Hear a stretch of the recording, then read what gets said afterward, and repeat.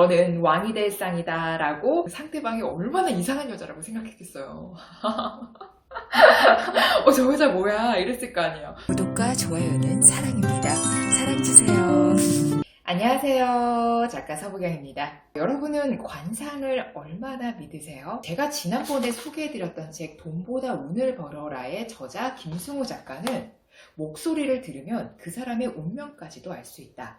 나는 사람의 관상을 볼 때 제일 먼저 보는 것이 목소리다.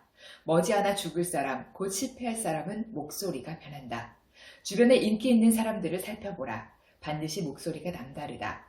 이게 목소리가 좋고 안 좋고의 문제가 아니라 그 에너지가 달라요. 제가 봐도 김승호 작가는 목소리로 사람의 앞날을 내다본다고 하셨지만 저 같은 경우는 상대방의 관상, 상의 변화를 보고 가까운 미래를 예측하게 됩니다. 제가 정말 오랜만에 지인을 만났는데 상이 너무 안 좋아진 거예요.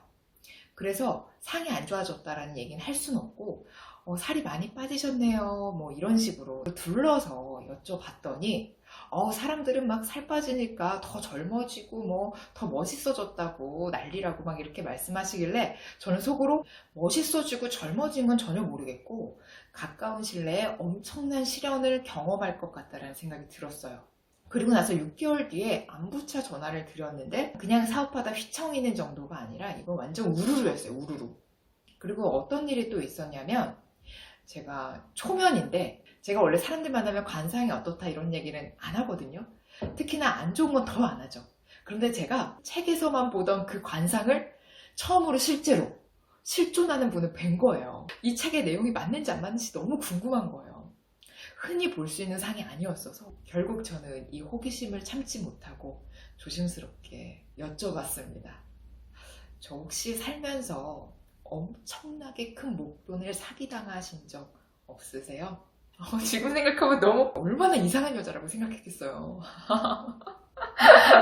저 여자 뭐야 이랬을 거 아니에요. 상대방이 저를 얼마나 이상하게 볼지 알면서도 궁금해서 물어봤습니다. 그때 대답이 더 충격적이었습니다. 31살 때 17억을 사기당했다고 하시더라고요. 신용불량자가 된 거예요. 그 어린 나이에. 그때 또 한 번 느꼈습니다. 관상이 무시할 수 없는 부분인 것 같아요. 제가 사실 관상학에 관심을 가지고 서적을 접하고 뭐 틈틈이 강연을 듣고 한 게 15년이에요 벌써. 그래서 사실 근래에는 관상책을 읽지 않았습니다. 제가 조금은 안다고 생각했거든요. 그런데 이번에 이 관상심리학이라는 책을 읽으면서 또 한 번 나는 아직 갈 길이 멀었구나 이런 생각을 하게 됐습니다. 그리고 이 책에는 우리가 기존에 알고 있었던 동양 관상학뿐만 아니라 서양 관상학에 대해서도 담겨 있어요.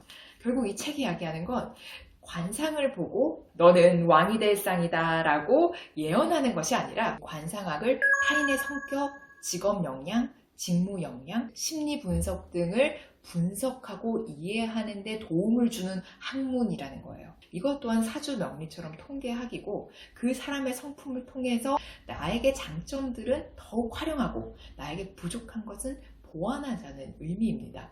관상학을 공부하던 백범 김구 선생이 자신의 얼굴을 거울에 비춰보니 영락없는 거짓골이었다고 합니다. 이에 실망하여 자살하려고 책을 딱 하고 덮으려는 순간 이 한 구절이 눈에 들어왔다고 합니다. 관상 불여 심상. 즉 관상이 아무리 뛰어나도 심상을 따라갈 수 없다는 의미입니다. 자신의 의지에 따라 얼마든지 관상을 극복할 수 있음을 깨닫고 선생은 세상을 보는 눈을 더 키우는 계기를 마련했다. 김구 선생의 사주를 살펴보면 평생 바깥으로 떠도는 역마살이 보인다. 또한 자신을 위해서는 돈을 벌지 못하고 남에게 구걸하는 사주를 갖고 태어났다. 거기에 관상마저도 거지상이었던 것이다. 하지만 김구 선생은 구걸을 하되 독립자금을 위한 구걸이었다. 자신을 위해 돈을 벌지 못하니 평생 청빈하게 대한독립을 위해 살았던 것이다. 그리고 관상학의 대표적인 서적이 하나 더 있는데 이 부분을 좀 읽어드릴게요. 화창한 가을 마이선사가 산에서 내려오고 있었다. 그때 나무꾼이 옆을 스쳐갔는데 그의 모습이 계속 머릿속에 남았다. 관상을 살펴보니 곧 목숨을 잃을 운명이었다. 안타까운 마음에 마이선사는 뒤돌아서 그에게 다가갔다. 이복의 젊은이 얼마 안 가서 힘든 일을 당할 것세. 너무 무리하지 말고 편안히 지내시게. 그게 무슨 말씀이시죠? 자네 얼굴을 살펴보니 곧 죽을 상이네. 나무꾼은 그 말에 크게 한탄하며 하늘을 올려다보았다. 그러고는 다시 산 밑으로 발길을 돌렸는데 그때 계곡물에 떠내려오는 나무 토막에 수많은 개미가 달라붙어 물에 빠지지 않으려고 발버둥치는 모습을 보게 되었다. 나무꾼은 자신의 신세와 다름없는 개미들 모습에 연민이 일었다. 그는 계곡물로 들어가 나무 토막을 건져내 개미를 모두 살려주었다. 얼마 후 산에서 내려오던 마이선사는 다시 산에 오르던 나무꾼과 마주쳤다. 그런데 묘하게 그의 모습이 변했다는 것을 느꼈다. 다시 살펴보니 그의 얼굴에 서려있던 죽음의 그림자는 거치고 은은한 석이마저 깃들어져 있었다. 관상이 부귀영화를 누릴 상으로 바뀐 것이다. 나무꾼은 죽는다던 그날 자신이 계곡물에서 구해준 개미떼를 기억해냈다. 그 말을 듣는 순간 마이선사 머릿속에서 쿵 하는 소리가 났다.